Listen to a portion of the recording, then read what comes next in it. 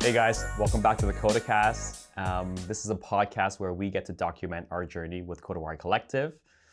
And on this episode, we're going to be introducing you to Willson and Danny. Um, these two guys are a part of our team now, and we initially met them at an open house.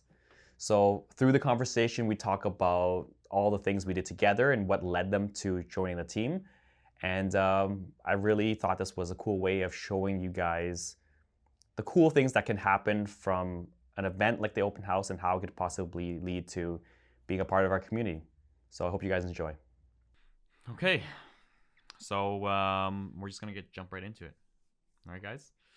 I'm sitting here with Willson and Danny, and what started off as just a chance meeting at one of our open houses has led to us sitting here at this table with you guys rocking your Coda gear and being official members of the team, official members of building this crazy dream of ours, right? So we're gonna try and tell this story of how it all started, all the interesting things that happened along the way, and possibly even talking a little bit of what the future looks like, right? Because the whole purpose of this podcast is to kind of document our journey, for us to invite the people who are part of building this with us, and to kind of talk about the things that make up this crazy life of ours, right? So why don't we first start with the story of how cars came into your life, whether that was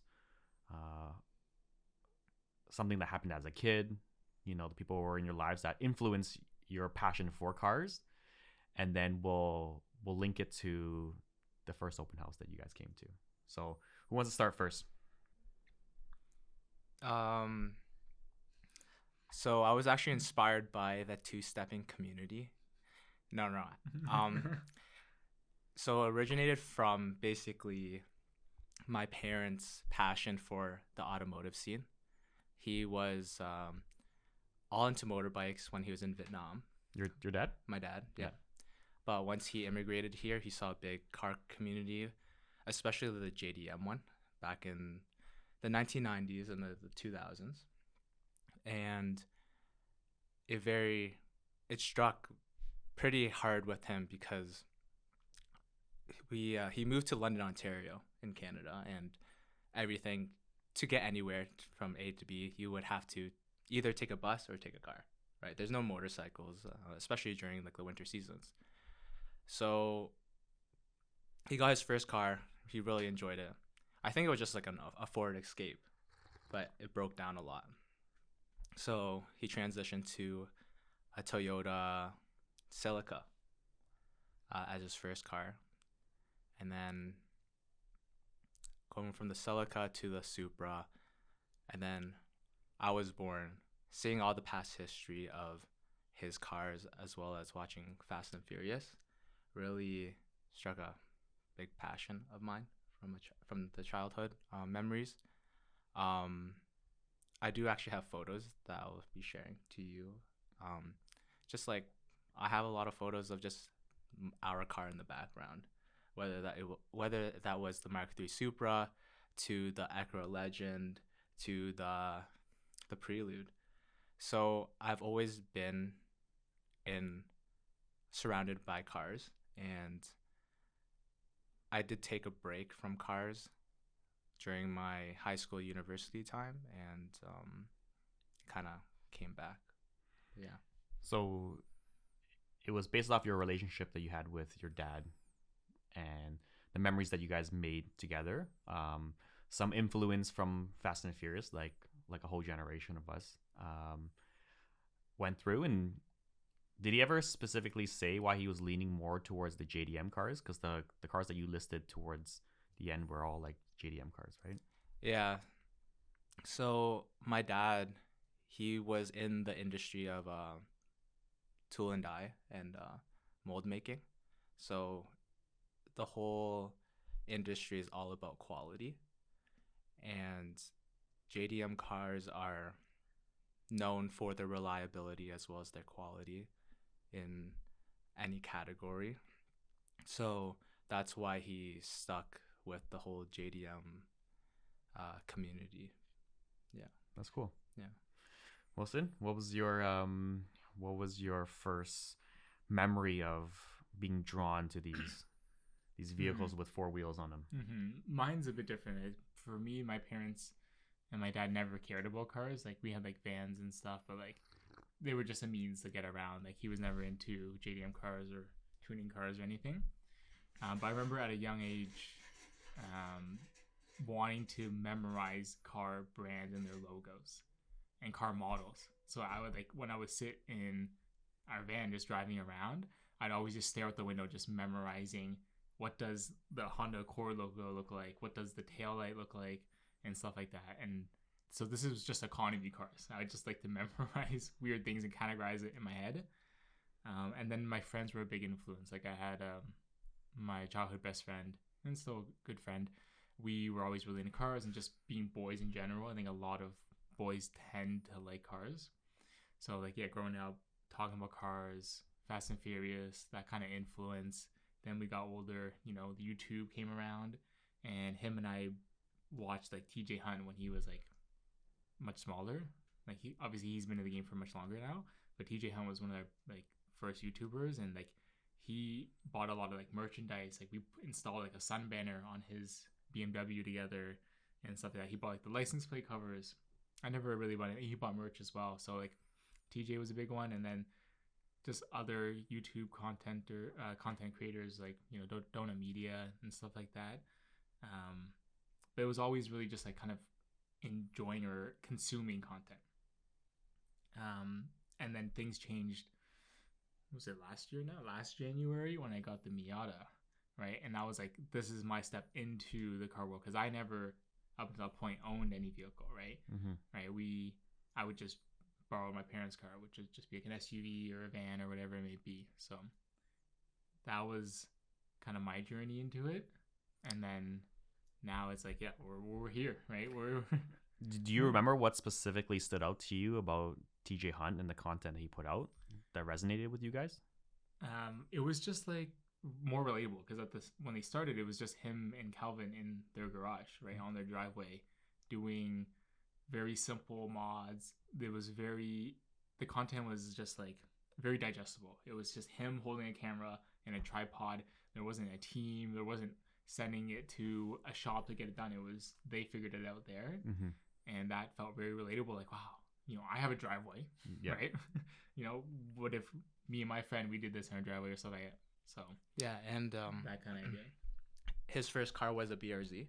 So us being young and knowing how expensive cars can be, especially sports cars, seeing someone work on their BRZ and knowing that we can achieve a BRZ and potentially build it how TJ Hunt built it or the way that we want to build it, it kind of inspired our love for cars, knowing that we can enter that industry with not like pulling out a whole mortgage for a car. Yeah, no, it's interesting to kind of hear how certain things resonate with the audience. And a big reason why we have these conversations is to kind of talk a little bit about like our journey with Kodawari. You know, like a lot of people kind of see us building this company from the outside looking in. They're like, oh man, like what does it take? Superhuman effort? Does it take this and that? And it's just kind of showing the people behind the brand. And you know, we all struggle and navigate certain things that are very similar, right? We're as different as we are, we still appreciate and care about the same things, right? And that's ultimately what led you guys to the first open house, right? So, you know, Wilson, you had just picked up your Miata. I remember the conversation we had that Danny was telling me how he was kind of like encouraging you to go in that direction because you were like, man, like, does it make sense for me to spend this much money on this car? And he was kind of be like, yeah, do it, right? So like, how did that come into play? And then what led you guys to attending our open house? I mean, if you don't may, the whole thing, even why we're here now, I probably gonna speak like on behalf of us is passion. A few years ago, we graduated university, and Willson is in engineering and I'm in finance. When you jump into the work field and you have so much like passion for other things, it kind of disappears because you have other priorities and all those sorts.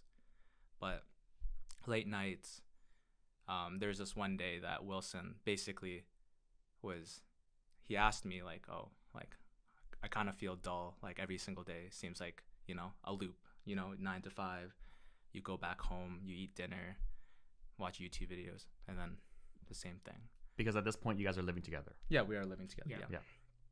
And then I just came to Willson. I'm like, we need to find a passion. And specifically, like, we need to find something that, we can get off the internet, worry about something that, like, we could be passionate about. And fast forward, Willson told me that he likes Miatas, NA Miatas specifically, with the pop-up headlights. So I'm kind of an enabler and basically told Willson, like, hey, like, let's get in the car industry.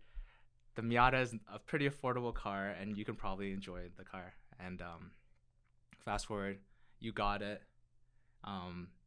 If you want to talk about the first, because Willson and I, we come from like economy cars. We don't drive manuals. We don't know what real world drive dynamics are like. So basically, this past 2 years was learning what the car industry is like, but even driving a sports car. So Willson? Yeah, I can add to it. But before we jump into that, I just remembered another thing from our previous point.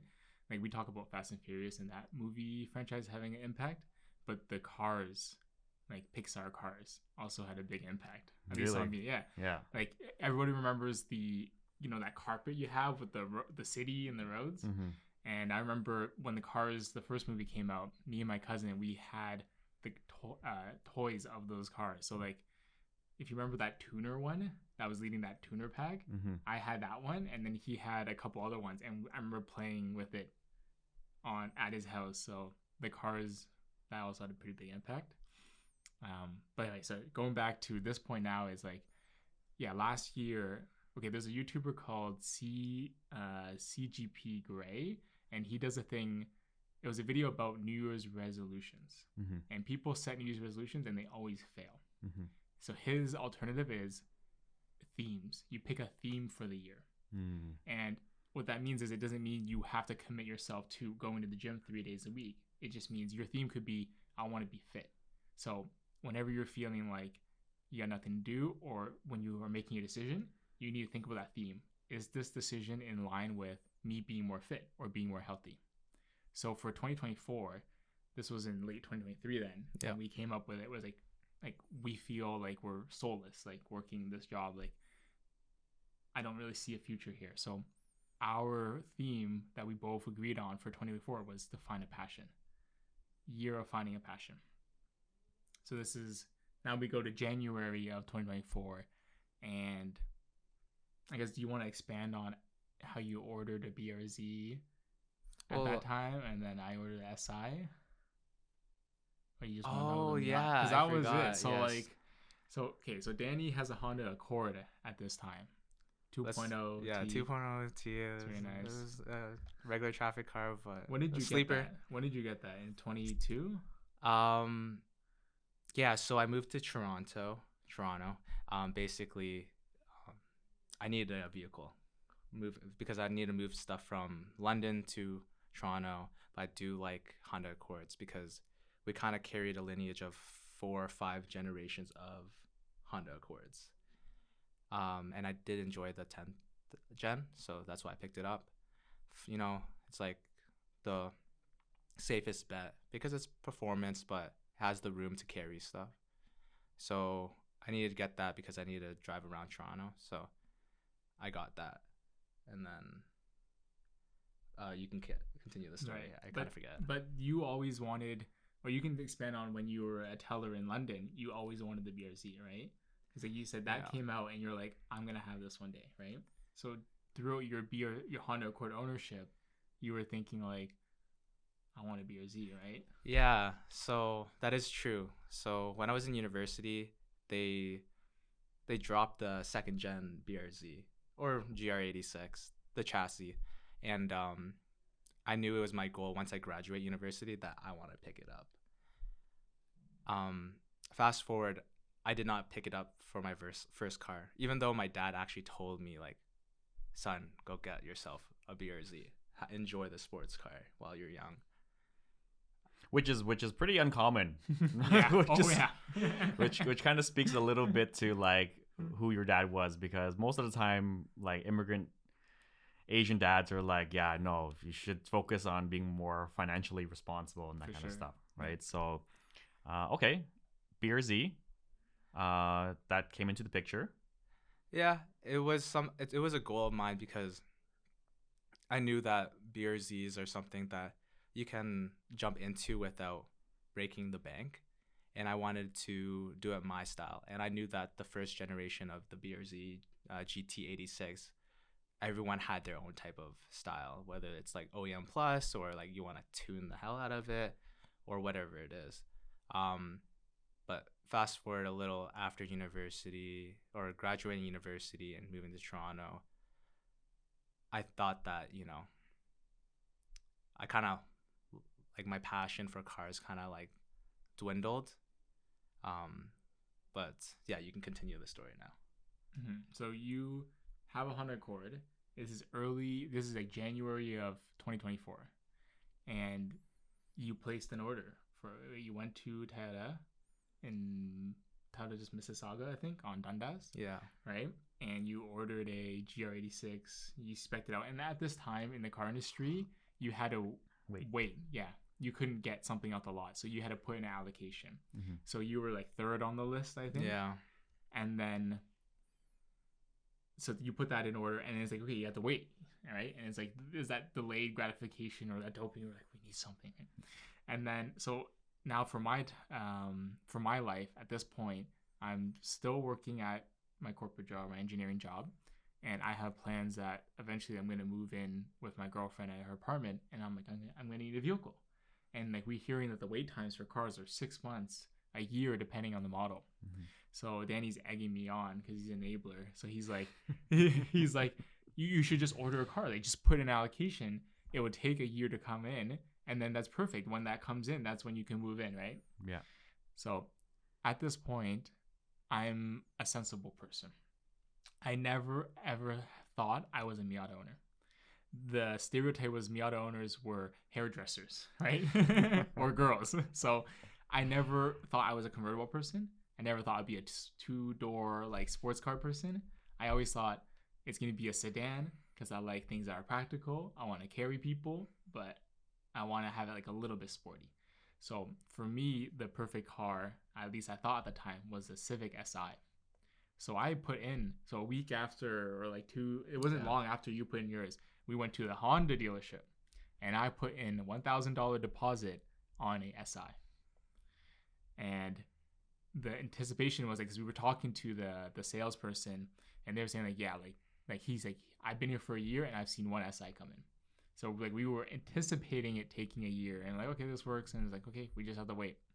Man, even the SIs were that hot, like low volume. Yeah. Interesting. Very, very low volume. They're all made in that, Allison, Ontario. Yep. Mm-hmm. But they're obviously, they sell way more base Civics or regular Civics, Civic Sports, whatever it may be, than the Si. Yeah. So they were very low production and there's lots of Honda dealerships. So like they spread them out. I don't know how they spread them out. But I think was I number one on the list? Or they number two on the list? I think you were second on the list. Right. So there was one person also waiting for an Si, but you could choose a color. So I wanted the blue Si, like Aegon Blue, I think it was called. And the first person wanted maybe white or black, but like they said, if you want it sooner, put white or black because they're gonna make the most amount of those. Mm-hmm. And like the gray, they'll make some, but the blue and the red, they're gonna make less of those. So they say if priority is getting it sooner, put those colors. Because what happens is when they get the allocation, let's say they get a white one, and you ordered a blue one now, they'll say, no, I have a white one. Do you want it or do you want to pass? And I'll reach out to the next person on the list. Right. So but I was pretty firm, like I wanted the blue one. Yeah. Because I like blue cars. But anyways, we go back home and we both just ordered cars, but we don't have a car. And we're itching. We're like, I need to drive something, right? Like we need it now, right? So like we go on Auto Trader. And Adrian, my friend, was here at that time. Yeah. So I have a friend, a university friend. He's currently in BC, but he came over. He was visiting his parents in Cambridge. So he was over and we were looking at Auto Trader together, the three of us. And we were just like looking at like, oh, what about this car? What about this car? And I think that's when we stumbled upon a Miata. And then like both you guys are like, oh yeah, Willson, you should get a Miata. It would be a great second car. Like, and again, I don't see myself as a Miata owner. But my girlfriend loves the NA Miata because of those damn pop-ups, right? So the pop-up craze has consumed her. Mm-hmm. And like she's sending me reels of NA Miatas on Instagram and stuff like that. But I'm like, so they slowly start like getting away, like, oh, maybe could I see myself? I'm like, oh, it'd be really cute. And like, I know my girlfriend approves of it, Mm-hmm. right? Anyways, I messaged this person on Auto Trader, and eventually we set up a date to go look at the car in Scarborough. We do a quick test drive. This is in like February or January, February. He turns on his insurance because it's off, and he takes me for a ride, and I go, okay, the car is it works, you know? And then we just go full send it. We just go, okay, whatever, let's just do it. So I bought the car. So like in that span of I don't know how many weeks, we ordered 2 cars and bought a car. Well, just for context as well, Willson is he takes stuff very, very slow and methodical. Mm-hmm. Like takes all the steps. I enabled him to get this Miata, but not only get the Miata, but I left to Italy and I was like, good luck, bro. You need to like take care of this. Yeah. Like go to Service Ontario, like all that stuff. Even though I did not know how to do that stuff, but I was gone. I was not even in the picture now. This was my first like car purchase. There's a car purchase in general, but used car. Like our family has always bought cars just from dealerships, and I've never been the main person for that, right? Mm-hmm. But this was the first time. It's just me. I need to figure out all the stuff, what documents I need, what paperwork I need, everything like that. And so that week was it was pretty stressful for me at least. So like I'm somebody who likes to take it really slow. Who likes to have a plan and doesn't necessarily step out the comfort zone always. And I remember, so Willson has no knowledge on manual. Mm-hmm. I have like bare minimum knowledge just from like the past. And I just remember, didn't we have to tow the car too? This is a fun one. So yeah, because I didn't know how to drive manual, the owner that sold, or the seller at that time, he lives in Scarborough, but he goes, listen, if you guys don't know how to drive, he's like, how about you pay me some money today, you pay me the rest tomorrow, but I'll deliver it to your house tomorrow morning, which was very kind of him. So that's what we did. He dropped it off at our place in Etobicoke, and it's there. He's taken off his plates. So it has no plates.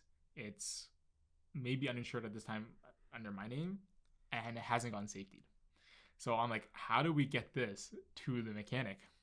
We don't know how to drive, and it doesn't have plates. So I signed up for CAA at this time because I'm like, oh, you can tow a car. You can tow 4 cars a year depending on the plan. And I called them, and they go, we don't tow cars without plates. So I'm like, oh crap, that doesn't work.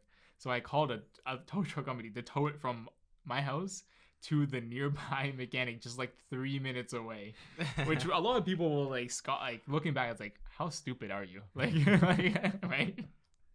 But I had no idea how to drive manual, and I didn't have access to somebody's, like a friend's car to learn immediately, or like to call in somebody like, hey, can you help drive this for me? So that was our solution. So I towed it to the mechanic to get it safetied, and also towed it back home. So I used up 2 of the 4, or no, it wasn't, because it wasn't CA. I just had to pay 2 tows. Yeah. Do you remember that one time in the parking lot where it was like not parked in a parking spot? So I had to like move the car into a parking Yeah. spot. But the problem is I barely know manual. And the only reason why I know manual is because like my friend gave me a lesson and I drove a sim like rig or played with one for like 2 sessions, but never like had confidence. I think during the time I was pretty confident, like, yo, I can do this for you. But pulling into the spot, I did move the car, but it like stalled halfway in the parking spot, and then we were like, you know what, we're just gonna drop the manual and we're gonna push it in. I think that's what happened. or As something. we might have just put it in neutral. Yeah, and we just pushed it, put it but- and pushed it. So like the reason is because the transport truck dropped it off in the front, but they didn't, they don't have the ability to park it or move it right into a spot. So then like when we went inside, they were like, yeah, just move it into the spot, and we'll take care of it. And that was our attempt to try to move it into the spot, and it's just like you can imagine, just like the most like like just like on the brake, on the glass, clutch, on the gas, on the Yeah. brake, just like the most herky jerky way to move a car. Yeah. Yeah, it's a So- fun story. So like it's, like we started off with kind of working the corporate job and entering the year of, okay, this is the year of our passion. This is where we want some excitement. This is where we want something something new, something to learn, something to be curious about. And it led down to 2 deposits. It led to you purchasing a car. It led to you figuring out how to register and deal with all of that. And then eventually transporting it around and learning this car, right? So you're definitely outside your comfort zone. Yeah. And I think it's because of these experiences where we're forced to grow. We have to learn about this or that. That's why the connection to these cars means so much, right? And okay, so the car is insured, right? You guys are. We're gonna skip past the part of you learning about driving the car. Let's jump towards the open house. Like, how did that come? When was that decision made? And what was your first impression of our open house like? So yeah, I can start if that's okay. Yeah, sure. My very earliest memory of Kodawari is, so I have a friend who's also into cars. He's in Brampton, and we talk about cars all the time. And he sends me a picture of Sean's A80 Supra, the one with the crazy kit, Yeah, the white one. and it's parked outside Kodawari. Mm-hmm. And I'm like, whoa, what car is it? I'm like, I always want, because I've been seeing it on Instagram for the last few weeks. And I go, this car is crazy. I want to see it in person. And in the background of that photo is Kodawari. So I go, where are you right now? And he goes, oh, here's the address, 100 MB Drive. And I go, I'm like, what is that? And they're like, oh, they do car meets and stuff like that. That's what he told me. So I search up that address, and that's how I find out about Kodawari. And I see on the website that you guys have dates for open houses. And I go, I'm going to make sure that we go to, I'm like, Danny, we got to go to the next open house. Well, I think it's we kind of knew you guys from, because I was shopping for S2K before I got the BRZ, and for some reason like your Instagram page popped up and I saw the S2K, but what was very notable was your NSX, like with Kodawari. And I just remember the photo vividly, like it was parked in front of my TD corporate office. So I didn't even know you guys were a detailing shop. I just knew that you had an NSX and all these Hondas. And then since I got the BRZ, I wanted to go to more open houses or more car meets that would, that we would like. So, there's a few that didn't appeal to us. We did go to a few Cars and Bubble Teas in Mississauga, but once Wilson's friend like showed us the Supra, I was like, we need to go to this open house, the next one. I was actually pretty mad at his friend, not in, like saying that we're going. I'm like, bro, like, I wanted to be there, like, but yeah, we made sure that the next open house we were there. Yeah. So like you eventually made it to the next open house. What was your impression of the open house, versus some of the other ones that you've been to? What was your impression of the shop and then eventually leading up to like our conversation. Yeah, like the difference I would say is this is an open house versus a car meet, right? A car meet is like you just in the parking lot, and there is a parking lot here, but the fact that the doors are open for the shop and we like you can freely walk in, you're like, whoa, this is what the back of a shop looks like, or this is what this shop looks like. It's like it's really cool. So you don't get that experience or that ability at a lot of places, right? And at this time, like I wanted to start working part time in a place, and that's kind of why I think we might get into that as our first conversation. But yeah, the open house was great. I'm like, wow, there's like a lot of cool cars here. I don't remember all the cars there actually, to be honest. It's not that vivid for me, but I think it was a very stimulating time, right? Yeah. Because there was a lot of cars, and I believe I had to park at the Go station parking lot. Where all of our overflow goes. But what stood out to me is how organized it was, right? You had the Kodawari flag at the main entrance of MB Drive, and then there were volunteers help navigating, and I'm like, wow, this is professional, and I like professional. I like organized, like events, because a lot of these just car meets, sometimes they get shut down, or sometimes there's always that one person that like does some whack stuff that ruins it for everyone else. But when I saw like even the entrance and how organized it was, I was like, oh, like this is something that is right up our alley. So once we like parked our cars and we started walking, we realized how welcoming. We did not know at the time who was working there. We just saw we did see the staff, Kodawari staff shirts, but everyone was super welcoming, and we were pretty nervous. This is our first time, and we didn't want to invade people's privacies and all that stuff. But shout out Hugh. That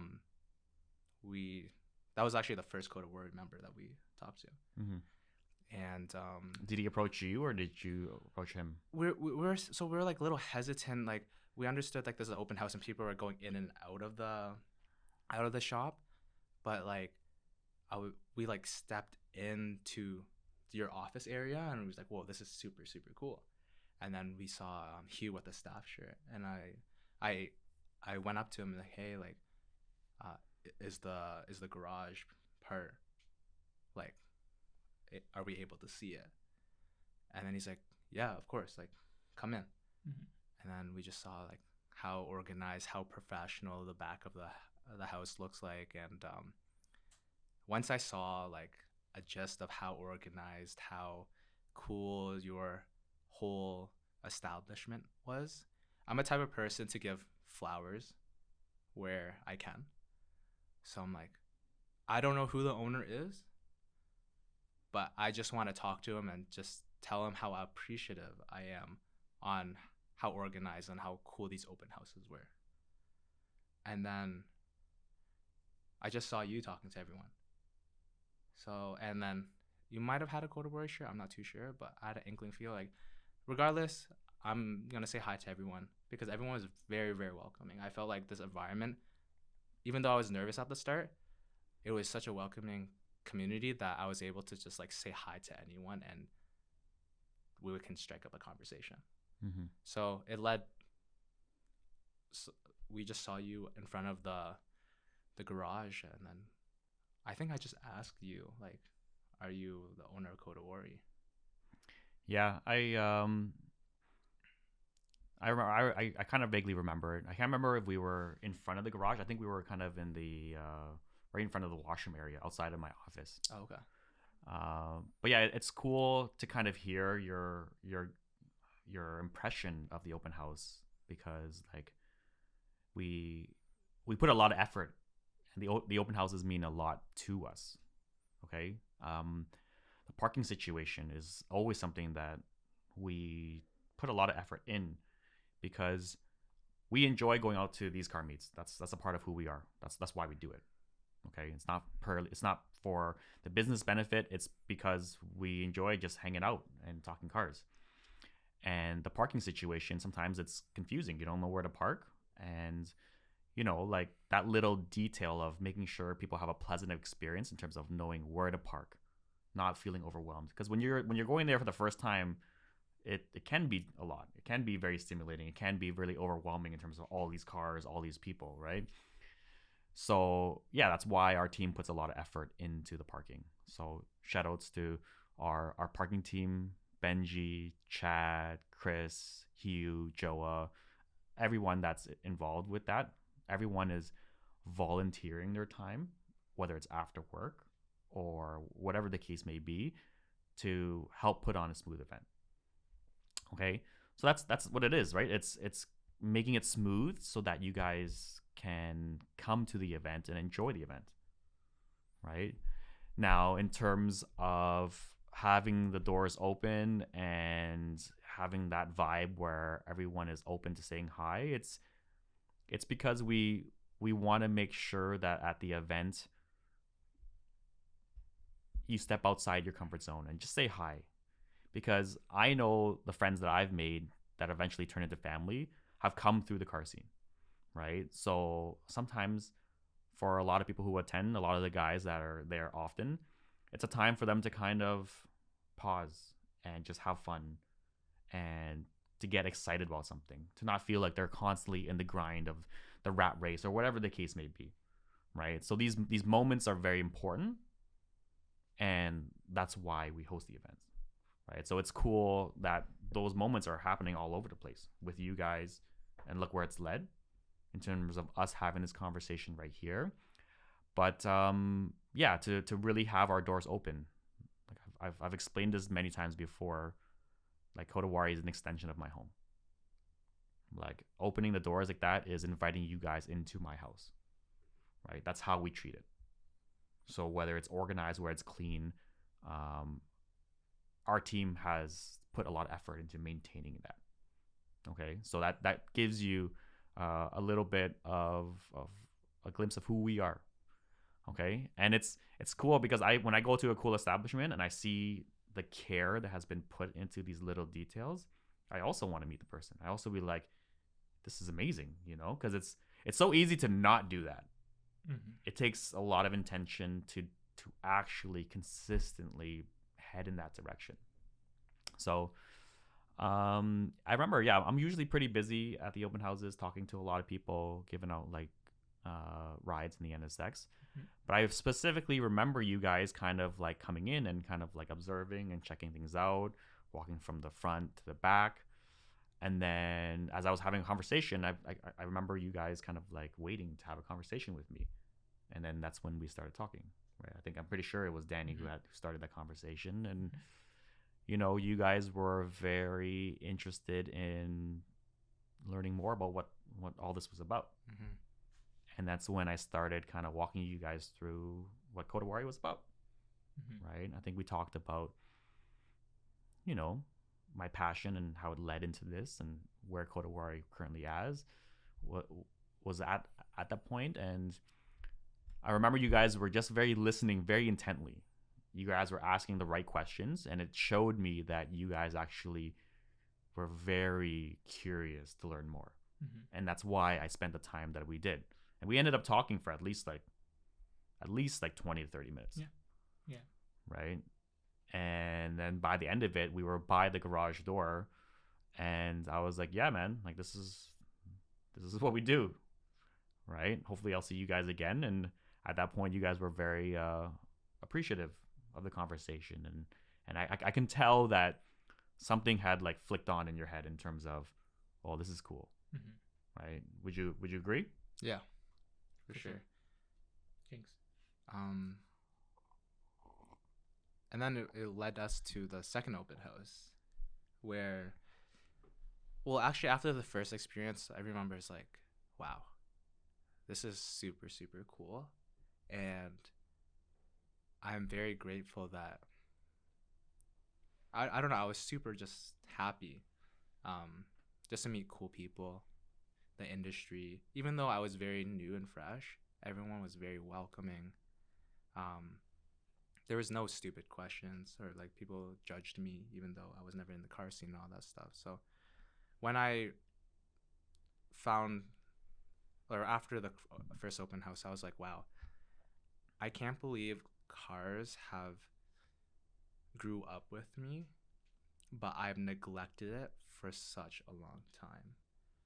Just going back to ordering the BRZ or the GR86, I actually canceled the GR86 because I was like, I don't want to do this. I'm going to backtrack a little because it's going to be a dumb idea.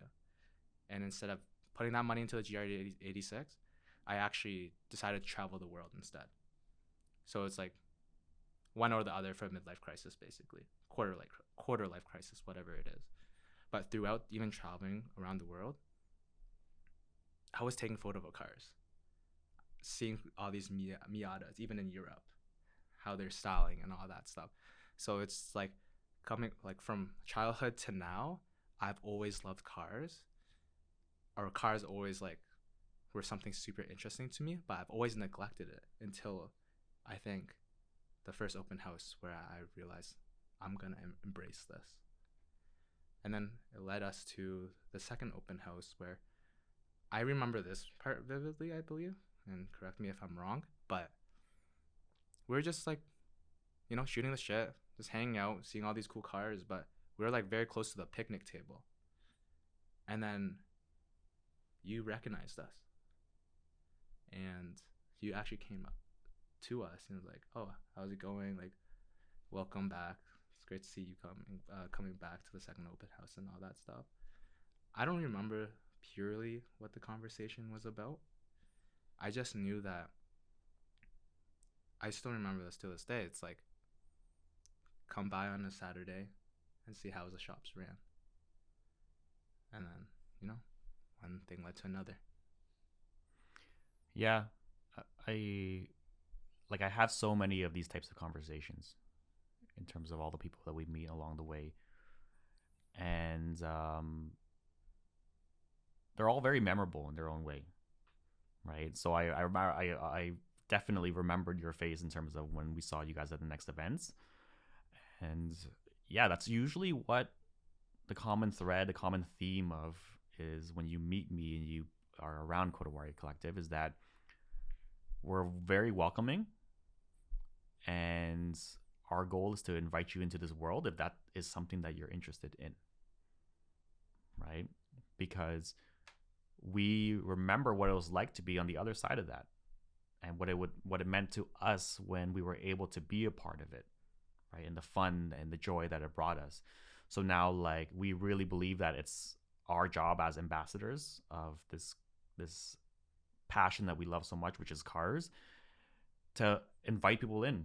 And you know, that one act of generosity or kindness or whatever it is can have such a huge ripple effect, right? Because I know the kind of impact that we've had on the people who have crossed paths with us for the past like 5-6 years.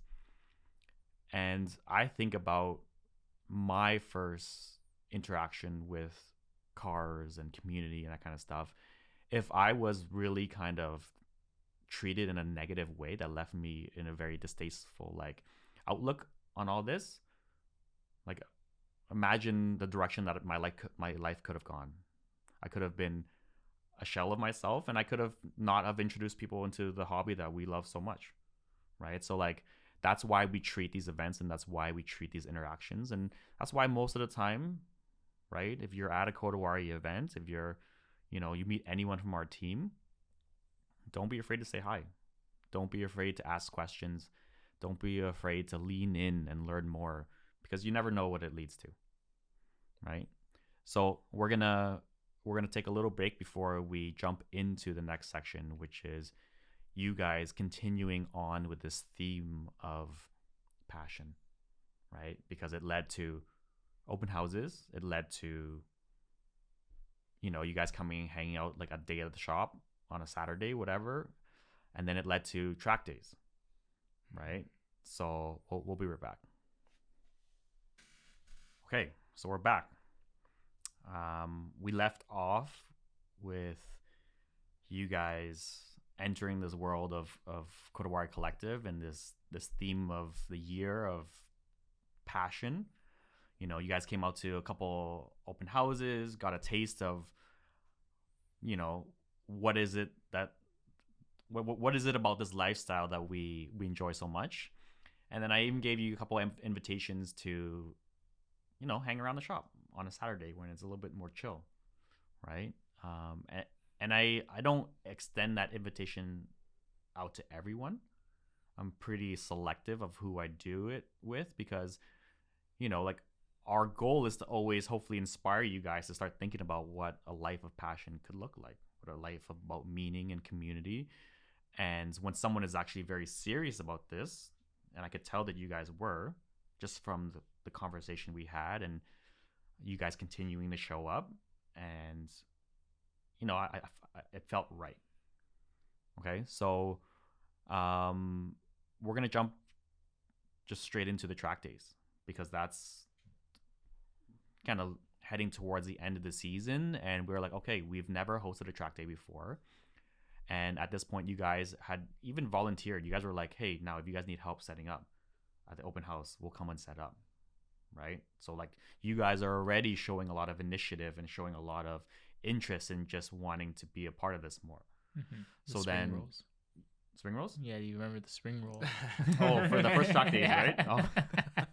That's a story for another time. Yeah, we're very big on hospitality here at Kodawari, and sometimes we bite off more than we can chew.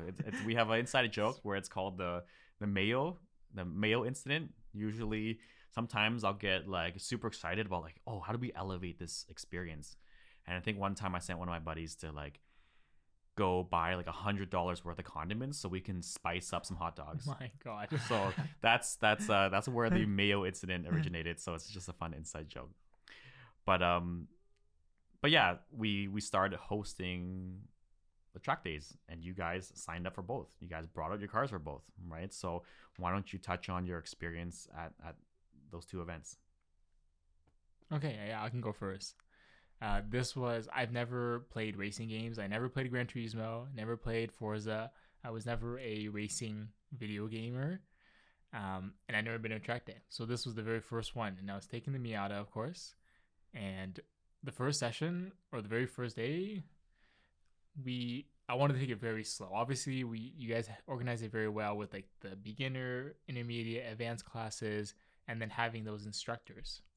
So I believe at the time Shams was my first person. Yeah, you're laughing. Shout outs to Shams. Yeah, but Shams actually, it was great. Like, yeah. He was great because like he told me like he's like I'll tell you exactly where to brake. He's like gas. Yeah. And he's like brake, turn. And so he was basically like, you know, a secondary driver. He was just yelling in my ear what to do, and I was just the arms and the feet to do it. And it went pretty well. Like it was pretty fun. And then contrasting that with Joa, when Joa sat in with me, yeah, he said, nice, good. He goes, yeah. And like he gave me no, like it was completely opposite. wait. So this is funny because like now we've done like recently, guys, we did like a personality test and everything, and we've understood how everyone on the team has a different personality. Is that in line with what we've? Yeah. Was his? Because even when he's like teaching you guys how to detail, Shams has a very specific way. He's like, yo, do it like this and do it like this, right? Yeah. Mm-hmm.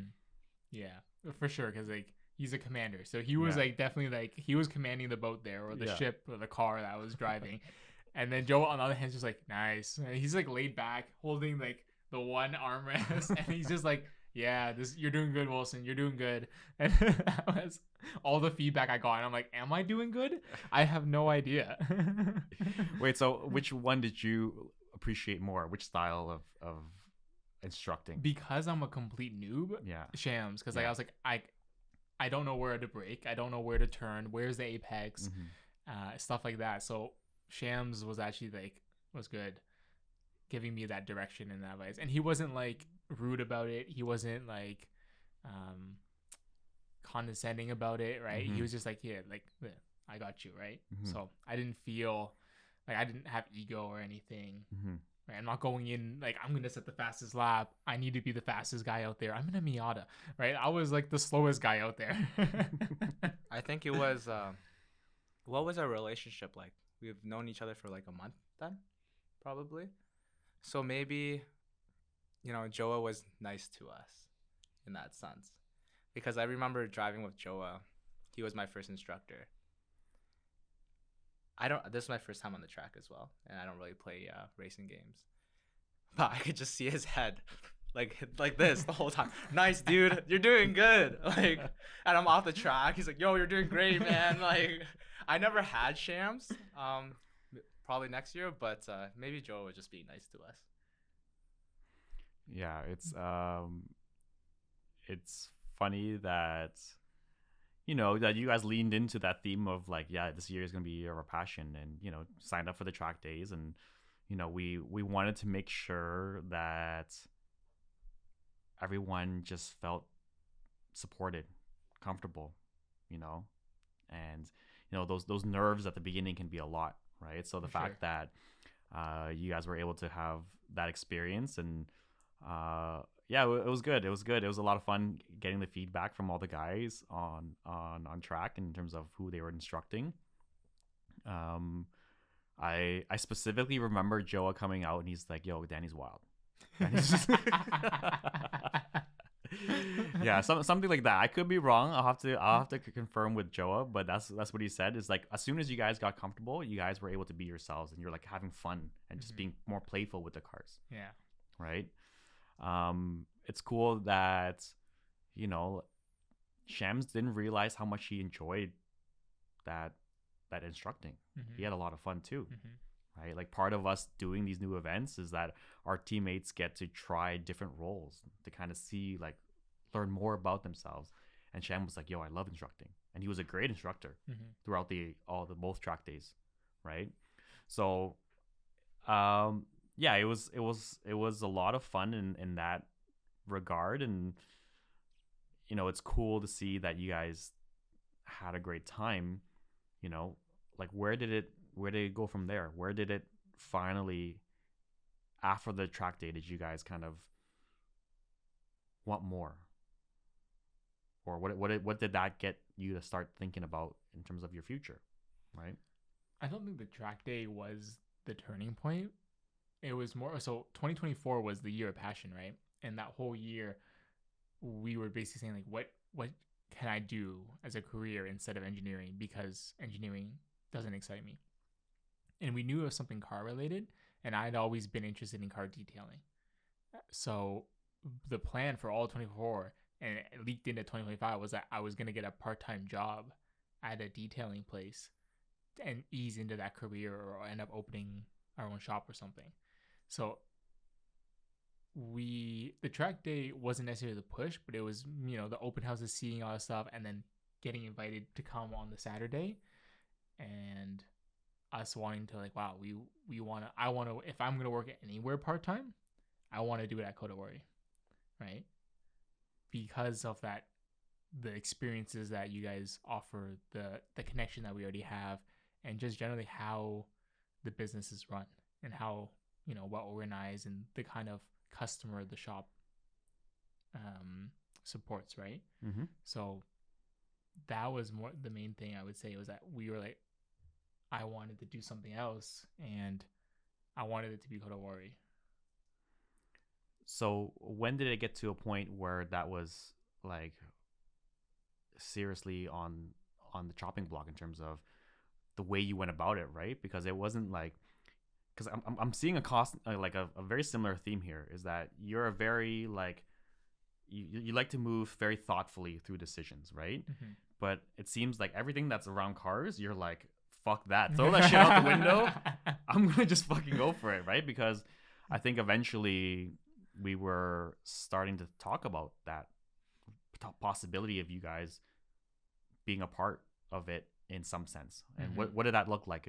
Was it like an internship? Was it like come on the weekends kind of deal? But like, where was your head at that point? Yeah, I had thought of a couple different arrangements, right? Like, the sensible one, and the one that my mom would have wanted me, was to continue working 9 to 5, and then on the weekends working at a place, and that way you still maintain your income and whatnot.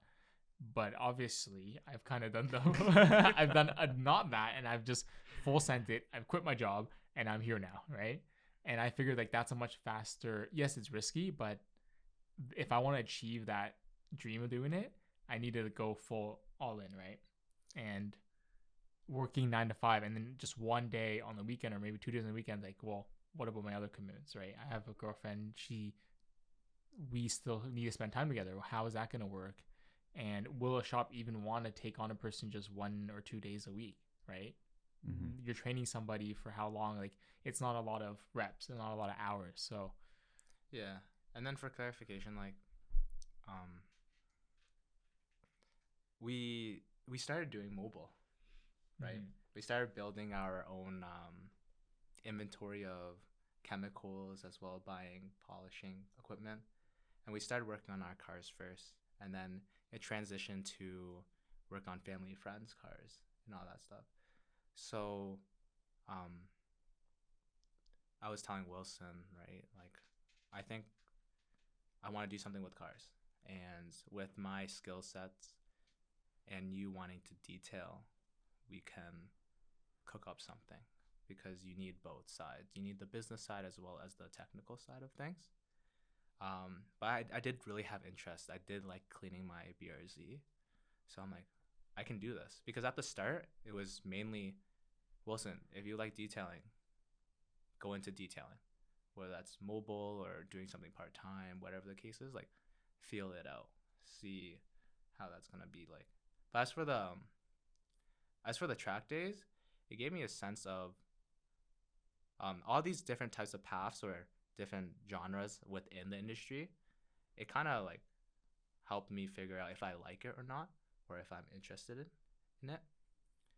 And I can definitely tell you that the way that you organize the track days for beginners especially gives a sense of comfort, because I know that I can go to the track with an instructor and see how it should be like, whether compared to like if I just went to a track day without an instructor, I'd probably be super scared around other people's cars, and I don't know the rules and all that sorts. So it was definitely it was a great environment, and yeah, I was wild. I was super wild. I told Joa, I'm like, hey, I'm gonna try drifting this car. I'm gonna throw this car around, see the capabilities. And I think that's why a lot of people don't get to experience, because when people hear track days, they hear like, or they want to go to the track, it's very, very intimidating. There's a lot of fast cars out there, and if you're a beginner, you won't be able to experience it. But with Kodawari, introducing all these beginners, having instructors, you can be like, wow, like this, my car can do this, Mm-hmm. and be comfortable with the fact that, you're not gonna slam in a wall or hit a car because there's an instructor. It was great. I enjoyed the track day. Yeah. Shout outs to all our instructors, right? Everyone there volunteered their time, and it's not easy being an instructor sometimes, right? Like, it's very easy to get car sick, and yeah, everyone that was there, whether it's the instructors or like our friends and family that volunteered time out of their Saturday to help set up and spend an entire day at the everyone volunteered to be there. Everyone wanted to be there. And then all the drivers, the morning meets community, our clients, they all wanted to be there. And I think when you have this recipe of people who choose to be there, and you're trying to create this fun vibe that's has a good balance of the comfort and the unknown, right? Because going to your first track day is very, it's very nerve-wracking. It's a lot of stress. So we wanted to make sure there was a certain balance of familiarity, a certain balance of comfort, good food, all that kind of stuff, to kind of make sure that the day just feels right. So yeah, it's a big reason. Again, the theme for us is like inviting people into this world, because a lot of people are very intimidated by the track day. People are very intimidated by potentially messing up. And if Kodawari is about growth and about building community, it's like, okay, if we're hosting an event like this, how do we make people feel like they want to come to this again? Right? And you guys kept seeing that. You guys kept on seeing that our business was about like having fun and serving the people that we want to serve. And the people that we're serving is essentially a reflection of ourselves. People who are like passionate about cars and want to have fun. Right? So it left enough of an impression on you guys, I guess, for you to kind of be like, you know, because Danny, you were transitioning from your finance job too. And you guys were like, okay, we want to start our own business. Right? And, you know, how do we figure this out? From doing the mobile jobs to doing Friends and Cars family, like what was that discussion like when you guys were like, oh, my conversation was with you first. Yep. You approached me first, and then I think it was at an open house to explore the idea of like interning or whatever. Yeah. The case may be. I remember I came on was it at an open house? I remember we talked one-on-one in your office though. I said Yeah, I'm pretty sure it was an open house. I said I thought it came on a Friday actually. Yeah. Maybe not. Yeah, I could be wrong too. But regardless, yeah, I don't know, at that time I was very sure. I'm like, this is it. And I can't quite pinpoint like what the feeling was or what the trigger was, but I definitely knew that here I am in my engineering job. When I'm finished at 5 p.m., I'm like mentally exhausted. I'm drained and I want to do nothing for the rest of the day. And I don't like the work I'm doing. I'm stressed. I'm anxious about it. My project is coming to an end. So all these things were coming, like lining up, and I'm like I see a path. This is lit up. Like this is the path I needed to go to get rid of that and improve my life. So I don't know. I was very sure. I remember you even saying like, wow, you're like really sure about this. Yeah. Yeah. And like I'm generally not like super sure a lot of things, but like that one was like I was very sure. I'm like this, I'm ready. And I came to you. I was very blunt. I was like, I'm ready. Like if I can work here part time, I'm ready. I'll hand in my 2 weeks right now, right? And my girlfriend also was like, whoa, like this is really fast. But that was my plan. Maybe not the bestest plan that or some people will say, right? But I was very like confident in it. Mm-hmm. And yeah, I just sent it. Yeah, I remember you approaching me, and I remember you saying like, now if I give my 2 weeks notice on this day, I'll be able to start with you on this day. And I was like, whoa, like Wilson's serious. Because part of me, based on my just interactions with you two, I kind of thought Danny was going to be the one that was going to be the first to pull the trigger. But you came to me and you were like, this is what I want. Mm-hmm. Can you guys help me? Right? And at that point, I kind of had a feeling. I already knew that this was coming. Right? Just in the fact that you guys showed up to every single track day. Yeah. Just the fact that when we had Ivan LaCroix doing the training here, you guys were here at the training learning, right? Like you guys were already headed down this path, and I was just here to help guide you. I wasn't going to help influence. We were just going to be us, right? And, you know, I saw a little bit of myself in you. I remember when I started this whole crazy passion project of Kodawari Collective. You know, I'm not someone that plans a lot in general, but I just kind of threw a Hail Mary at this, trying to figure it out. I was like, you know what? The light just illuminated, the path just illuminated in front of me, and I'm like, I'll figure it out as I go. Right? I can always go back to what I was doing before. I can always figure that out. But this made enough sense, was enough of a hell yes, that I'm like, I'm gonna take one step forward and keep going. Yeah, shout out Willson. I'm not gonna lie. As you know now, like I'm the more confident or more, you know, dive in the deep end. Well, you're a commander, right? Wilson's a logistician, right? But him saying like, I'm ready to quit my job, something so stable, and actually go straight into your passion, gave me so much confidence to do the same thing. Because I know that Wilson's the type of methodical thinker, like make sure that it's right for him before he jumps. But the fact that he did it in such a short time made me want to follow him too. Basically. Oh man. Well, and I don't recommend this to everybody. That you Not at all. that you quit your corporate jobs and like go full Hail Mary. It's just like you guys were around enough. You guys dipped your toes in. You guys got to experience that life could be like this. That a career and a job and relationships and craftsmanship, whatever the case may be, this like it could look like this. And then that's when you guys were like, "Oh, that's I want this. I gotta figure out a way of doing this." Yeah. And again, this is why we're doing this podcast, is to kind of share this story so that someone can kind of hear it and be like, "Whoa, you know, I see myself in Danny. I see myself in Willson. I see myself in now." And, you know, it's relatable in that sense. And hopefully if they can do it, maybe I can too. Okay. So we're going to take a break.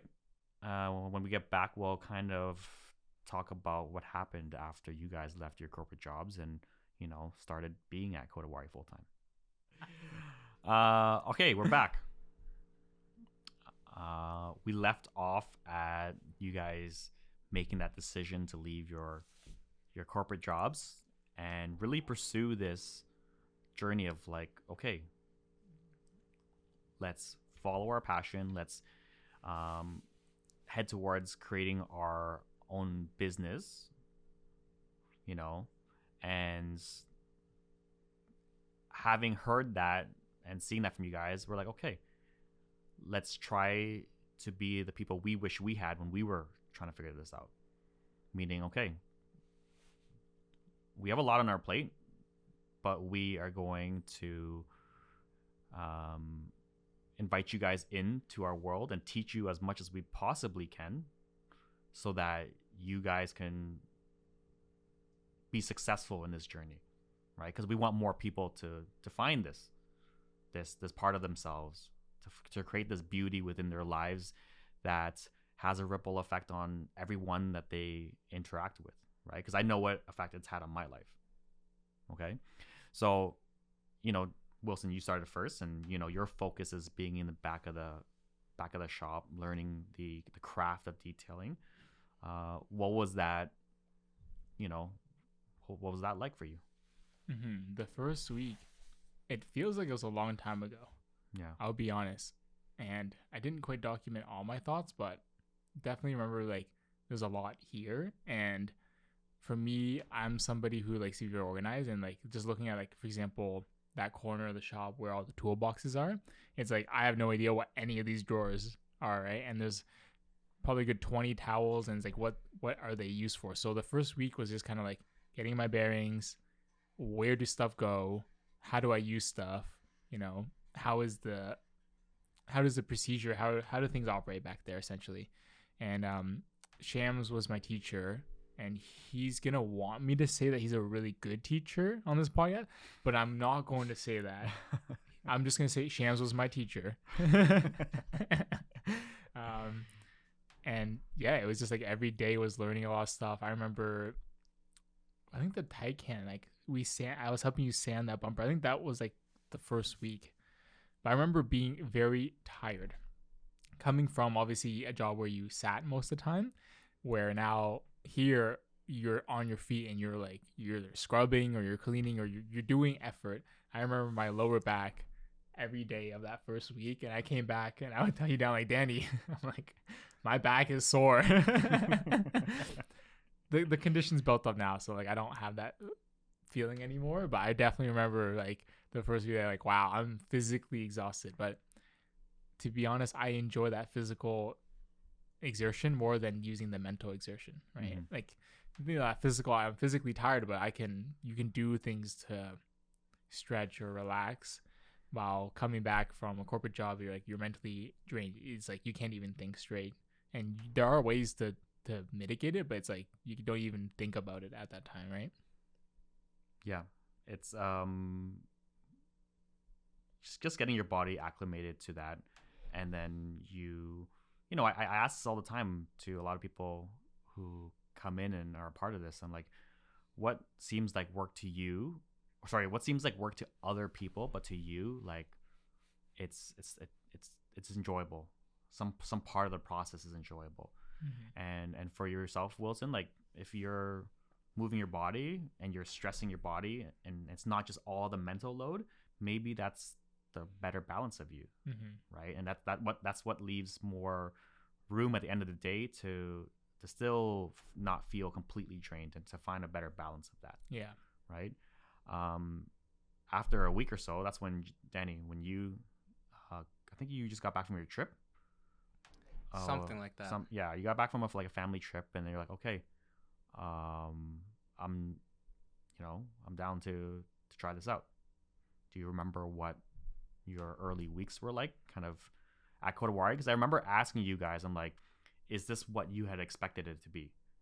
Now, at this point in time, you guys have been around us enough in terms of coming in on Saturdays, the track days, the open houses, but actually being there from Monday to Friday, what was that like for you? Well, I just remember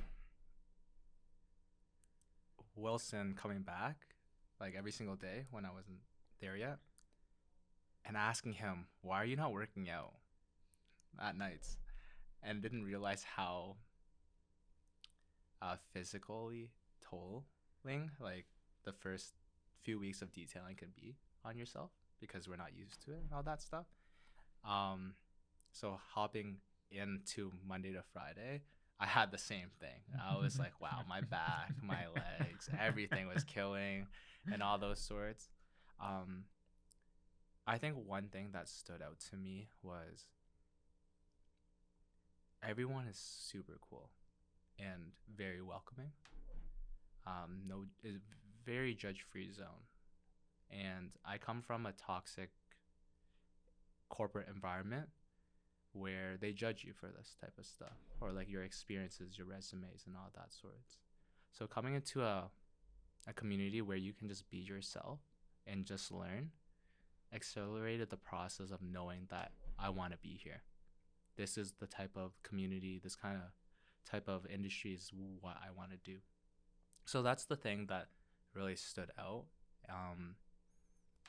It was very helpful that, Shams is a great teacher. Shout out Shams. But just floating around, seeing what Joa does, seeing what Sham does, see what you now do. It was very cool first week of experience.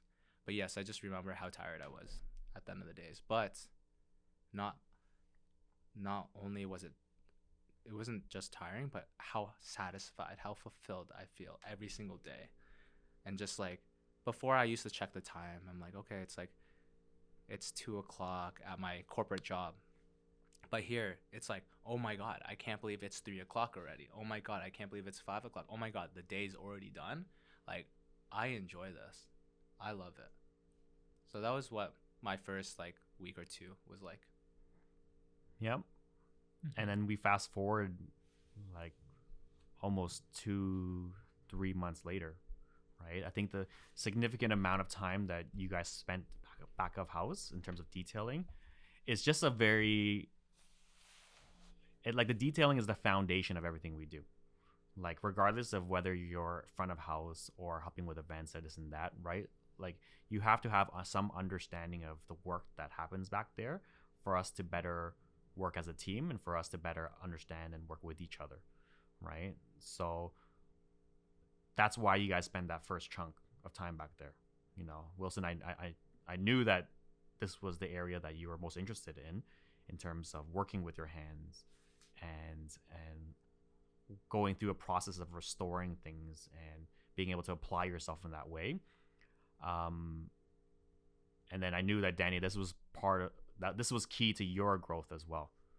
Meaning that as much as you love the business side of things, as much as you love the customer service and front of house stuff, having time back there is just as important.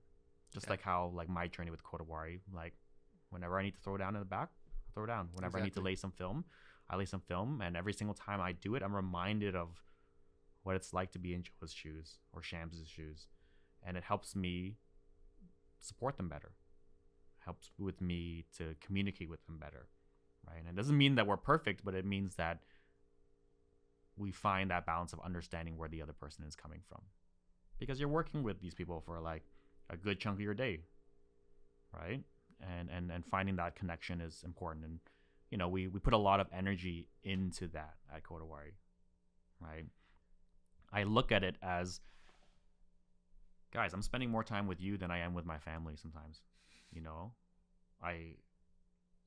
work like 8, 10, 12-hour plus days. And the life that I wanted was, I want to work with people that I enjoy working with. And it's not like all rainbows and sunshine. No, there's going to be some friction, especially when we're growing and we're pushing ourselves out of our comfort zone, because that's what Kodawari is about. But it's about understanding that you're around the right people, right?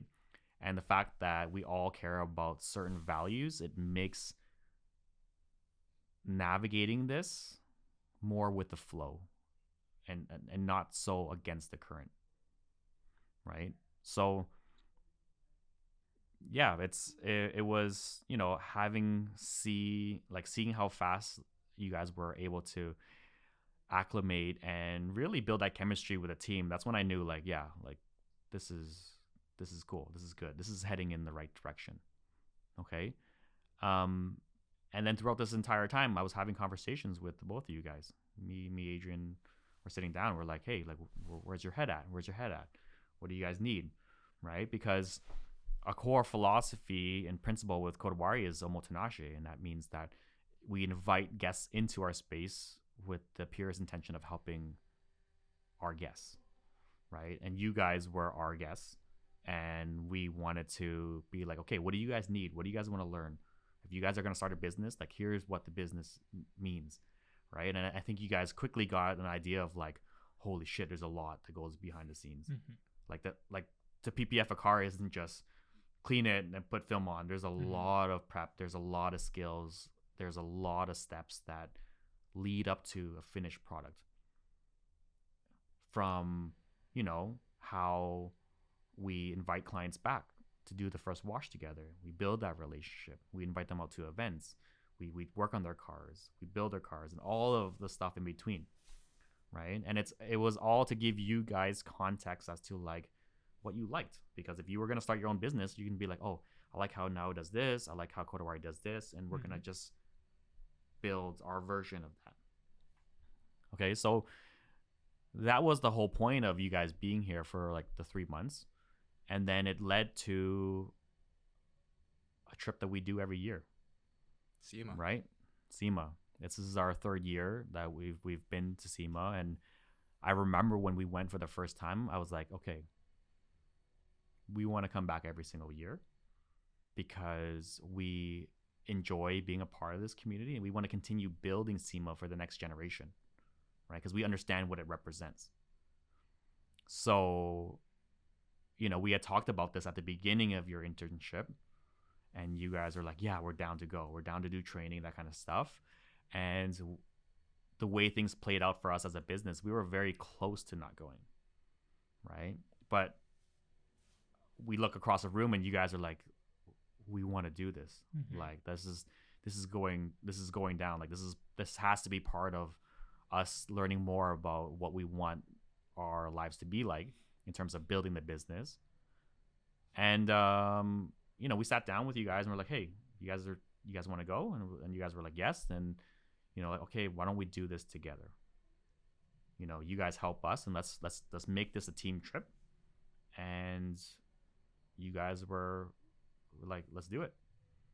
And then we ended up planning the trip within like a couple of days, and next thing you know, next week we were on a flight to Vegas. And why don't you guys walk me through just your experience of SEMA and the week that we had? Willson, you can go first. Okay. I was hoping you would go first. I mean, I can go first. Vegas, baby. Yeah, so this is our first time going to Vegas, but not only that, but our first convention, SEMA convention. Like a trade show. A trade show. And the sole purpose of this whole, we want to go to SEMA, is because we understand that if we're looking to breathe, eat, live this industry, we need to get a better grasp on what it's actually like.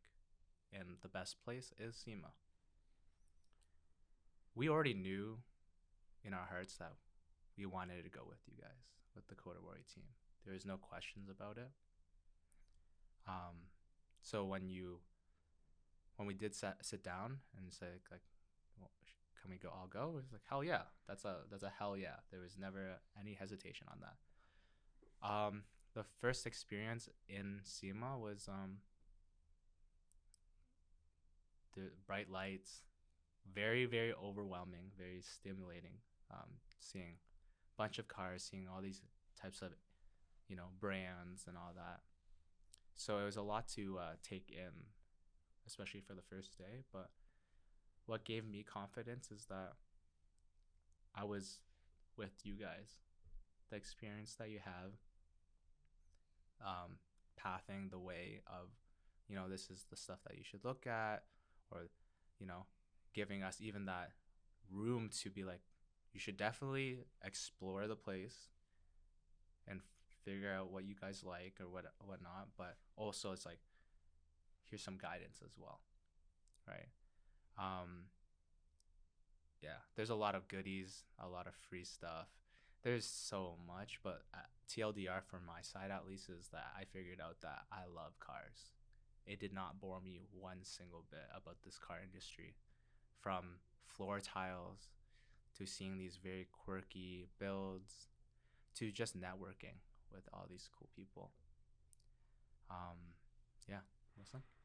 Or no? Yeah, I'm gonna just, before Wilson gives his reflections on it, I remember asking you if, like 2 days into the trip or 3 days into the trip, after a long day, I was like, so what do you guys think? Right? And I remember you specifically telling me, it's like, now I love cars, right? And it's funny and it's cool to hear you say that, because in the past we went with a team member and through the trip he realized he doesn't love cars, right? Like we went through the whole trip and he was like, I thought I was going to be more excited, and I wasn't more excited. He's like, I was kind of indifferent, right? I think he was more passionate about just the business aspect of what Kodawari was and not so much the cars. But it's cool to see the outcomes of these experiences, right? And we knew this was an important trip for you guys because we knew how much of an important trip it was for us to experience, to see the people behind the brands, right? To develop those relationships, to kind of follow your curiosity and ultimately have fun, right? Like the trip is always fun. It's regardless of whether you're doing 30,000 steps, but you guys got to see a little bit of the relationships that we had built over the years in terms of the brands and the things that excite us and the things that we gravitate to, right? So yeah, having you come back from that trip and being like, I love cars, like that's why we take this trip. And that's why we make as an effort as a company to try and bring as much of our team as long as we possibly can, to our own detriment sometimes. Meaning in terms of like going negative in the finance aspect of it, just because our team and everyone who was a part of this gives so much that we try our best to give as much as we possibly can. And having these memories and enjoying these times, these trips together. Like last year we went 11. There was 11 of us. Wow. Right? It was a hell of a time. Right? And this year was only 5, but it doesn't take away from how impactful a trip like this could be. So Wilson, what was your impression of? I think the first thing I'll say about SEMA was just how big the car and automotive industry is, right? Because you have one of the largest, it's probably the largest automotive trade show in the world, right? So now you have everybody who wants to be there, and you have huge brands and companies, and you also have really small companies that you never know existed. And I mean, let's think about in our industry, like PPF and whatnot, like how many PPF brands there are. Like, wow, there's so many. So it was a huge convention, obviously, like really, really big. And then like there's all the stuff outside. But I would say is like touching on like you love cars more. I think I love cars equally as much. I don't think I like lit a huge fire. Actually, by like maybe the second day or third day, I was like, I don't want to see another car. like, like I still like cars, but I'm like, this is a 4 day event. I'm like, if I was looking at the same build, like for example, let's say SEMA happened 4 times a year. If I went to the SEMA, I would skip the next SEMA. I'm like, I need a break from looking at a car. But that's not to say I don't like cars. I still love cars. But there was a lot. Maybe that adds to the fact that it was simply very overstimulating, right? But it was very cool. It was a very good experience to see what is this industry like. What are people doing? You know, that we've never seen. What kind of innovations are there? Stuff like that, and generally, just like what's in there, right? What's in the industry? Because I've never seen that, right? Like you go to a car meet or even when it's open houses, you're just seeing a glimpse of the kind of the community, but you're like, this is huge. There's a huge world. It's a big world for sure in just cars. Yeah, and when you go out to trade shows like this, you get to see what's possible. Just like how you guys stepped into our world and you're like, oh, this is what's possible. This is what a life like this could be, what a business like this could be. We go out and we're like, oh, this is what a business can grow into. Right? Yeah. And every single year we've kind of refined our lens as to the things that really stick out to us in terms of where our curiosity, things that we're just naturally gravitating to. And, you know, for me this year, it was the HRC booth. You know, obviously everyone knows that we're big Honda enthusiasts here at Kodawari, and seeing Honda in motorsports, seeing them starting to integrate like the best brands and the very most passionate brands into Honda Racing Corporation to be able to offer these products, right? Like the quality, the care, the story behind that. It's amazing, right? There was seeing the Ring brothers debut their 1971 Aston Martin DBS and just seeing the craftsmanship and learning more about the story of how they started out as a body shop. And 40 years of building cars has led them to be a household name in the SEMA community. And just the beauty, the piece of art that was sitting in front of us was like, wow, someone built this. Someone did this. Right? And it revitalizes your spirit of like, okay, this is why we love this. This is why we do this. And then, you know, meeting Andy and Justin from Label Motorsports, we met them last year and they had a beautiful C8 there. And this year they were debuting their wide body program, and just listening and talking to Justin and talking to Andy and having them kind of share their thoughts and their journey of like, hey, now this is how we view partnerships. This is how, these are the things that are important to us. This is the patience that you need. This is the intention that you need to get to this point, right? These are the mistakes that we made. Like those conversations are what makes a trip like this worth it, right? So it was great. This year we got a chance to stay at Airbnb, which is nice because I actually didn't really prefer the hotels. We didn't really need to be on this trip. When you talk to a lot of locals, they say like the best food is off the strip.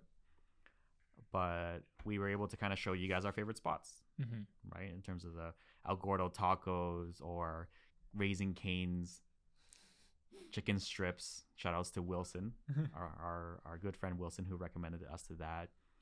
And then towards the end of the trip, going to Carmine's, right? Having that family styled meal and being able to kind of reflect and talk about the trip as it unfolded right in front of us. And the reason why we loved Airbnb was because we were able to make breakfast every morning. We went to Costco, picked up supplies, and as a team, we cooked and prepared breakfast, and we got to kind of like decompress and kind of talk about the things that stood out to us and what we wanted to do, right? And again, that trip was a better balance of the quiet times and the reflective times and the mixture of the chaotic times Yeah. and the cars and the lights and that kind of stuff. Because before, we would just stay at the hotel and it would just be nonstop stimulation. Mm-hmm. You go to the hotel room, you sleep, you're waking up, you're at the hotel, there's people everywhere, you know, you're trying to find food, you're going to the trade show. It's a lot. Yeah. Right. So over time, we understand that we're going to be doing this for the long haul and we're trying to find a better balance of that. And it's cool that you guys got to see and experience that. Mm-hmm. Right. So yeah, a great trip. You know, we eventually got a chance to hang out with a local, right? And this stemmed from last year when we were at SEMA last year. We ran into somebody at an after hours car meet, and his name was JP, and he's like, "Oh, you guys are the Kodawari guys." And it's weird when someone recognizes you. It still is. I don't think it'll ever stop being that way. But heading into this year, the SEMA this year, he preemptively reached out to me on Instagram. It's like, "Yo, if you guys are coming down again, these are the events you can try hitting up," right? And was just a gracious like host, you know, like just, you know, so generous. And you know, I was very thankful for JP. And on the last day, we had a day to hang out and not be at the show. And JP, I remember when I talked to him last, right? When we're, you know, we obviously care about cars. We love cars. The easiest thing that I start to try to lean into is like when I'm building a relationship with someone, I'm like, "What else do you like?" Right? And he was like, "I like guns." So America. I was like, "Okay, we have one day left. Can we go shoot some guns? What do you recommend?" Right? And JP's like, "Okay, yeah, there's this gun range that all the tourists go to. I'll meet you guys there." JP's been in the military since he was like 17. I think he's in his like mid 40s ish. But he's like, I'll hang with you guys. I'll teach you guys, right? And JP came like strapped. He brought like a case of like 1,000 bullets. He bought his AR-15. He brought 2 pistols, and he just hung out with us, man. Like he just was so patient and taught us how to shoot, because like for a lot of us, it was our first time. And yeah, we had so much fun. And it's cool to kind of see that connection, that icebreaker of having a similar life passion of cars, right? Like look at that, with just a complete stranger, just took time out of his day to you know, provide that experience with us. And it's just like, it felt like just hanging out with a friend that you've known for a long time. Yeah. Right. And we had so much excitement that it led to what, Danny? What happened towards the end of that experience at the shooting range?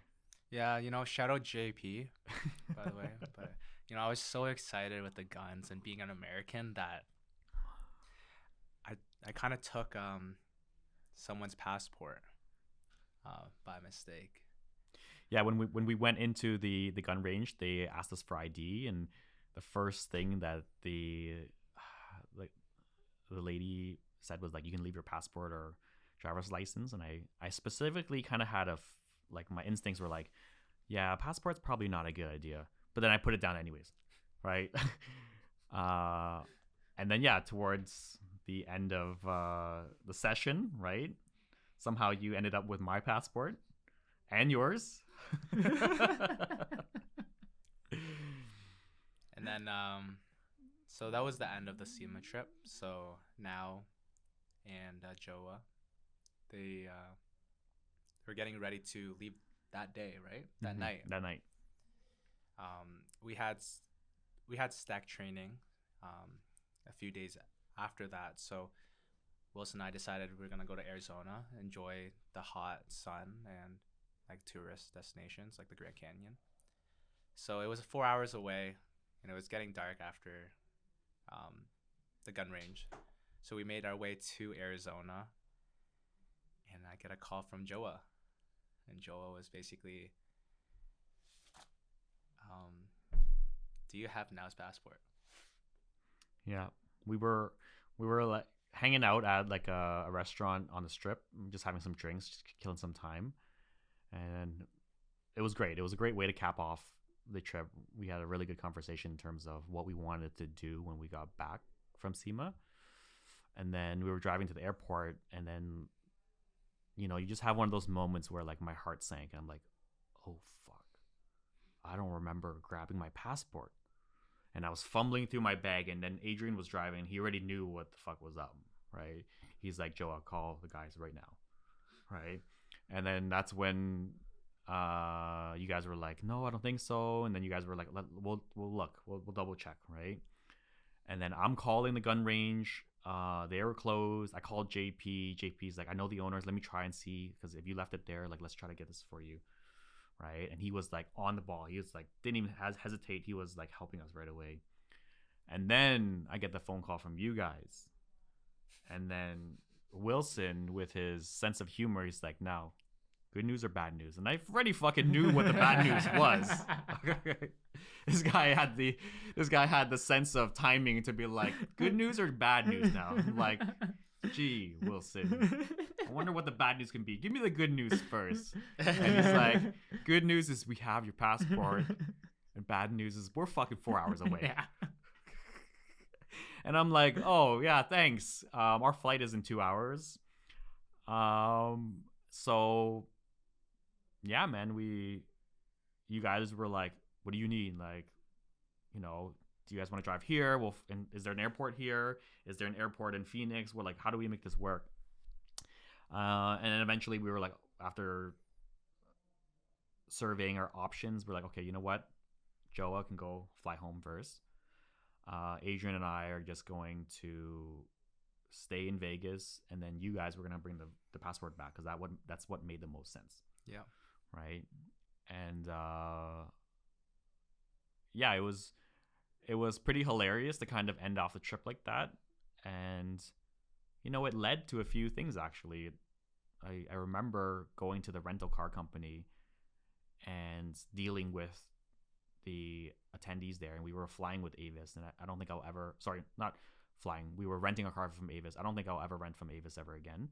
But we were kind of trying to explain our situation, and the employees there were just like complete NPCs, right? They didn't make any effort, any care to try and help us in the situation that we're in. And traveling and getting back home, it's always a stressful time, right? And then me and Adrian were just like, wow, that was cool. We were pissed at them because they double charged us for a deposit, and they couldn't figure it out. But we were just like, in the moment of being pissed, we're like, man, we're so glad we're not in their shoes, that we look at life as just like, I'm gonna clock in, I'm gonna clock out, I'm indifferent with anything, I just am a robot. Right? And that's what we took away from that experience. And then we ended up finding a hotel, and you guys came back the next morning, and we ended up going to Lifetime Fitness, to the gym, to kind of like rejuvenate ourselves. So that was like a nice, really breath of fresh air, considering the week of drinking tequila and cold plunges and all that, right? So it actually turned out to be a really nice way to extend the trip by 17 hours. Because we got to know each other more, but ultimately I got to know and understand how you guys handle shit when it goes and hits the fan. Yeah, my heart sunk as well once I opened that privacy sleeve and I saw that wasn't my face on the passport. The first thing is I check my time. I'm like, can this Kia Soul actually rip it 4 hours back right now in like 2 to 3 hours? Yeah, no, honestly, I was super depressed at the start, but my mood switched really fast after seeing that sunrise, and it was definitely enjoyable. Shout out to the Kia Soul for sure. But I knew that the right way was to give back the passport, and it was the right decision, all that. I believe Even though it was a little hiccup on the road, all of us, we executed the best to our ability. So Yeah, no one's placing blame. No one's like dwelling on that, right? And everyone was just trying to find a solution, right? We all understood the goal, right? The goal was not to get killed by Sherry. All right. So far, so So far, we're good. still we accomplished that. We were close though. But yeah, it's it's funny because after the trip, you guys talked about like, and we're gonna get to this point of like, what does it look like in terms of building with Kodawari, in terms of living this way. It's exactly like that. Shit's gonna hit the fan, but when the right people understand that we're all heading in the right direction, we don't spend time and dwell on the stupid stuff. We're focused on the stuff that really matters. Okay, so yeah, that was a great end to the trip, and we came back to, SEMA was actually really warm this year, which was like beautiful because normally it's fucking cold around that time of year. Got back, Toronto was snowing. Always happy to be home. We love it here. Like this is home for us. It will never stop being home. And then we got to talking. I was like, okay, what does a trip like that do for you guys in terms of understanding your future? And it led to our conversation that we had yesterday about what did you guys want. It led to the conversation of us being like, hey, we trust you guys. We understand that you guys are a great fit for Kodawari. Here's the door in terms of joining the team for however long you feel makes sense for you. If you feel like that makes sense for you, no pressure. And then we had the conversation yesterday, and what was that week? There was like a week gap between me inviting you guys to join the team full time. What were you thinking about? What was top of mind? As for me, our one-on-one was very memorable, and it'll stay with me forever. It was 2 hours we were talking. Oh my god. Yeah, that was a podcast as it's like for itself. But I think you raised a good point, where our philosophies, our mentality in serving the customers, everything from the ground up, we follow that. And you inviting Willson and I to this community of yours and working here together, it felt like family. Everything felt right. So I already knew in my heart that if there was an opportunity to be Kodawari for life, I'm gonna do that. Because outside of having an opportunity of even having that option, I was already talking to car people and telling them, hey, like, Kodawari does open houses, come by next time, or helping out people in the public. It's like, oh, I know an enthusiast shop that will be able to help you get whatever you want to get done. So I knew that my heart was always with Kodawari. Yeah, Willson and I had discussions, and as you know, Willson is the methodical, needs his time to think before makes his, because Willson and I are very yes or no. We don't beat around the bush, and we make sure that we understand like what's best for you guys and what's best for us. But as for me, I already knew deep down that I love Kodawari and I wanted to stay here. But yeah, I'll pass it to Willson. Yeah, like I'll say, like, as I spoke about SEMA, and it made it seem like I hate SEMA. I don't hate SEMA. Like when I think about that trip, I only think of the good things, right? And there was like a lot of great memories there. And if I expand that to the whole last 4 months, same idea. It's been seamless, where you guys have this great system, and everybody involved is really friendly, really welcoming. And I don't think about this experience like, wow, I hated it, or there's been these troubles or not. I just think like, wow, everything's been good. It's been relatively smooth sailing, minus some certain passport incidents. But even I think about that, it's like, what a great memory, right? What a great story.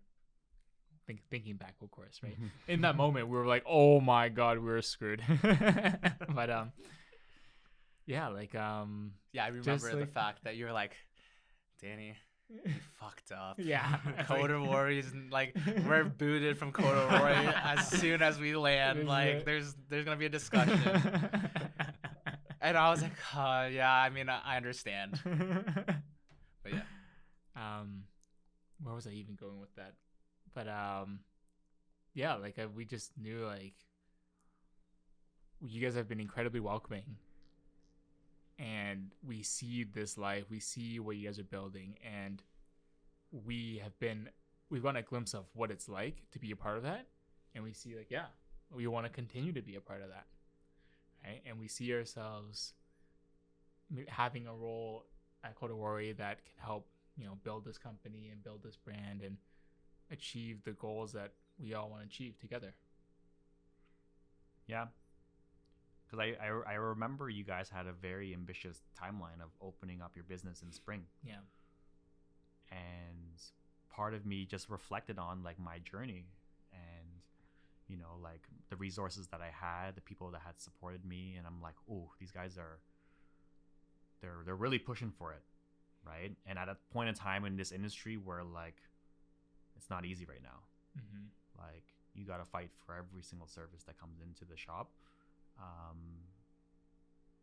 And I was like, I was putting myself in your shoes, and I'm like, okay, what is it that they truly want, right? And part of you guys being here is experiencing all these things so that you can understand what is it that you truly want. What are you looking for, right? Because sometimes when you're leaving that corporate job and you're like, man, I never want to work for somebody again. It leaves that taste in your mouth, right? But it's like, okay, what if you are a part of something that you wanted to be a part of, that you believed in, right? That hit the mark on the areas that are important to you without having to carry all the weight, all the risk, all the burden, right? And I knew I knew that there was a spot within Kodawari that you guys could fit into seamlessly and find satisfaction, fulfillment, all of that stuff. The ability to make decisions and feel like you're a part of something bigger than yourselves, and to feel that your decisions and your effort is leading to something, because you get to meet the clients that we serve, you get to be a part of the community that we are building, you get to drive the cars that we work on, right? And all of those aspects you guys enjoy, and you guys got to see how much goddamn work there is on everyone's part of this, from the volunteers to our friends and family to everyone that believes in us, right? So something like this isn't built overnight, and sometimes just being able to be like, yeah, that bus is fucking cool, and I wanna go where that bus is headed, right? Like, that was the opportunity that we presented, and that's why we're sitting here. That's why we're having this conversation, and that's why we're sharing this story, so that our audience gets a chance to kind of hopefully reflect on where they're at in their lives, what they want more of, what they want less of, who they want to be building with, the kind of version of themselves that they want to see. And it's been pretty good, it's been pretty smooth, but it's not always going to be like that. There are going to be more similar situations where we have to navigate bumpy waters, like the passport situation, but that's all part of it. But when you're surrounded by the right people and you're doing the right things, then it's not a big deal. It's fun. It forces you to be better. It forces you to grow, right? And that pretty much like wraps it up in terms of the conversation that we were looking to have today. We're heading into the end of the year. We're heading into Christmas, the holiday season. It's going to be an interesting winter, but given some of the exciting news that we kind of announced yesterday, like we're going to have a lot of fun. This is going to be a lot of very exciting things to look forward to. And if you guys could kind of get our audience to take away something from your journey, specifically yourself, Willson or Danny, what would that be? What this year, right? Because it wasn't 2024, it's 2025. Yeah. Right? 2025 was the theme of the year was passion. What do you want to leave with the audience? What's that Easter egg? What is that message? Want me to start? Yeah. You have something? TLDR. Brendan, make sure that there's fonts right here caption. Cars is life. I think you went off screen. You need to come this way. Cars is life. You don't need therapy. You just need to be in cars. I'll give some different advice, like, because not everyone's gonna be into cars. I'm assuming the people watching this will probably be into cars. But if you're feeling like you're in a position of you're not enjoying what you're doing, like when you're having those hard days, what I did was I would write down how I feel on those bad days, because I think the bad days will drive you more than to make change. So whenever you're having a bad day, let's say something happened at work or you're just feeling really stressed and overrun, write down all your thoughts, pen and paper, and that's basically your motivation to, like, if you want to get rid of these days, you have to act on it.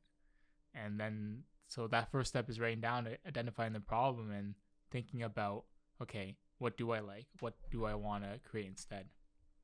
I'm going to bring that notebook, and you're going to see the only thing it says is cars. No, not for me. Oh, for your notebook?